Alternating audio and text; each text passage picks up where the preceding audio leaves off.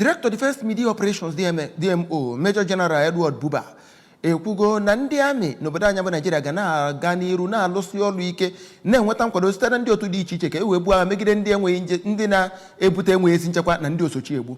DMO bụ onye na-enye nkọwa banyere otu ndị amị si wee lụgo ọlụ na ọnwa Jenụwarị wee ruo n'abalị 31 nke ọnwa Ọgọst.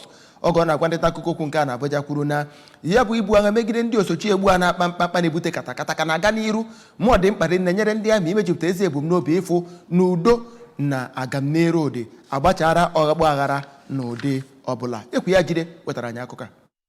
O kwuru na ihe ndị agha na-echebere ihu bụ ịrụ ọrụ ha na-akwalite nchekwa obodo ma kwuo n'izuụka nke sotere ụbọchị nke ikpeazụ n'ọnwa Ọgọst na ndị agha gburu ndị mmenye ụjọ mmadụ 39 ma nwụchikwa mmadụ 157 na ndị ohi mmanụ 16 dịka o siri kwuo. Ndị agha zọpụtara mmadụ 900 ndị ntọtọrọ ma napụ ndị ohi mmanụ ọnụego karịrị nde $765 na ụma. Major General Buba kwere nkwa na ndị agha ga na-aga n'ihu ịrụsi ọrụ ike ka ha wee na-ekpochapụ ndị omekome niile na-agba nchekwa obodo mgba ma na-emegidekwa ndị mmadụ. Ọ sịrị na ndị agha ga-ejisi ike na-arụ ọrụ ha ma na-agbanwe ọnọdụ ịhụ na ndị obodo nwere ezi nchekwa. Site na Abuja, Princess Ekwi Ajide, akụkọ ụwa